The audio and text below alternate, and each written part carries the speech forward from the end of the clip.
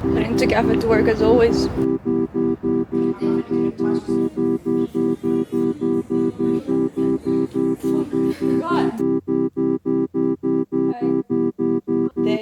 It's not as popular for the creators side, but it's also the budget's not.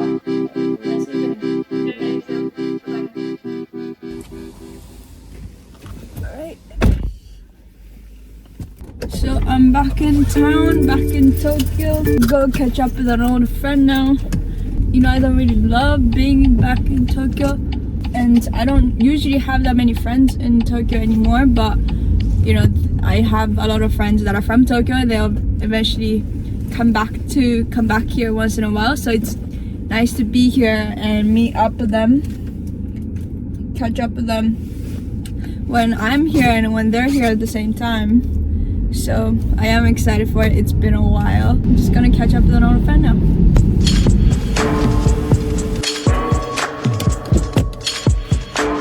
That I left Japan initially because I was lonely as a freelancer in Japan and I didn't know anybody. I was walking by myself from home most of the time, and I just needed to find my community and my people, then I can share what I do day to day and share the fashion and really understand what I actually do. And I did do that. And a lot of people think the only purpose of personal brand is for work, but the truth is almost all the people that I met in the past year that I'm close with, I met through my personal brand. Either I reached out and they responded to me because I have a presence and they liked what they saw, or they reached out to me because they like my content. And I don't even have a big audience because I showcased who I actually am and build a branding online and put myself out there. I was able to meet these people, and now that I'm back in Japan, I'm actually meeting people that are international, are entrepreneurial, and actually understand all these social media content space and can really connect and share that kind of, and even possibly work on something together. So even if you don't have an idea on what to use personal brand for, I really recommend putting yourself out there online and try to connect with similar people.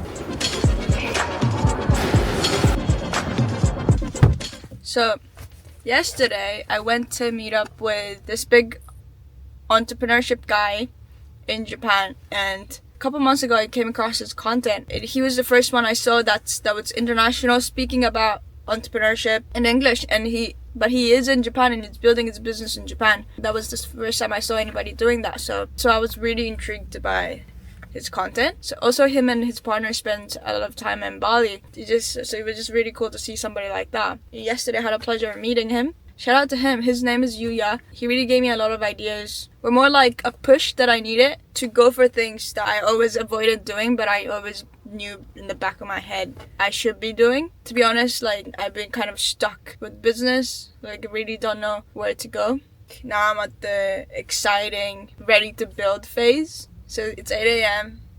Really excited. It could be because I'm reuniting with my best friend after a long time, finally. Basically, I'm at the airport now. I'm gonna go on a flight to go to Kagoshima, which is the south part of Japan. I basically have my horse there. That's another story. But I get to see how my horse is doing. And my friend was in Fukuoka, so it's close and we can meet up there and we come back to Tokyo together. We just do a little bit of sightseeing as well as work together. That's a little update for you guys. Maybe I'll see you in Kagoshima.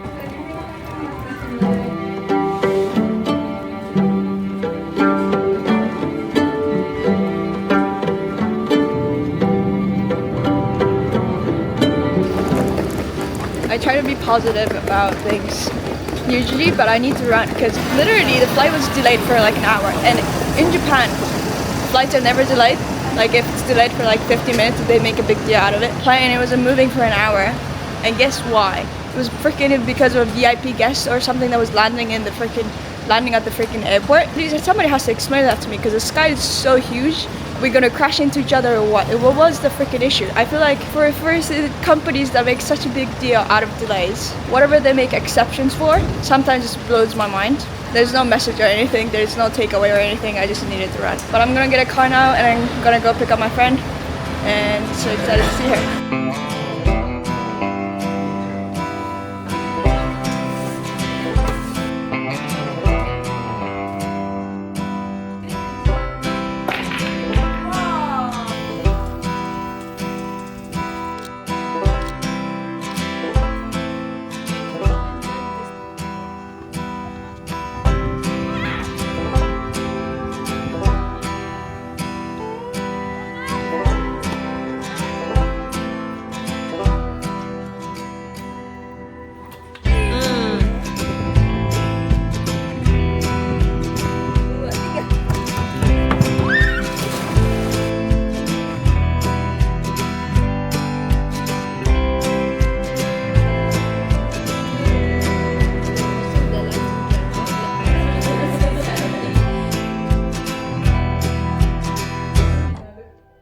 So I'm back in Tokyo now, and a lot of people look at traveling as like a holiday, take a break from work and everyday life. For me, a lot of times I take trips to improve my quality of work, to boost my work. What I mean by that is when I go to the countryside and just be in the moment, especially in Japan, I become able to look my life and my work from the outside and really reflect on what I'm doing and what I need to do better, what I need to focus on. That's literally what this trip was able to do for me.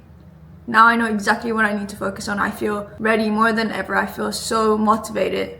Well, if I'm to go into details about what exactly that is my identity with this personal branding and UGC community and all of that combined is overall my Japanese nationality has always been my identity. What makes me different, what makes me stand out. And from all these years of me being content creator, not just UGC, but like all the way from when I was posting on TikTok, I always knew that my content performs 10 times better when I'm speaking in Japanese and when I'm creating content towards Japanese people.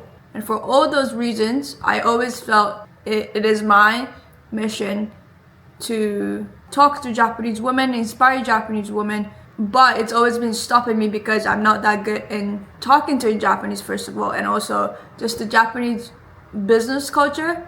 Also, not to forget that Japanese social media can be very, very toxic. I know in general there always be haters anywhere prone to that kind of thing, but when I'm posting in Japanese, I try not to look at the comments, but that gets to me. So, and also I just felt like I was not there yet in my UGC career, in my community career. I feel like I was not there yet to be taking on that mission. But after all the processing, I've come to realize that there will never be a right moment.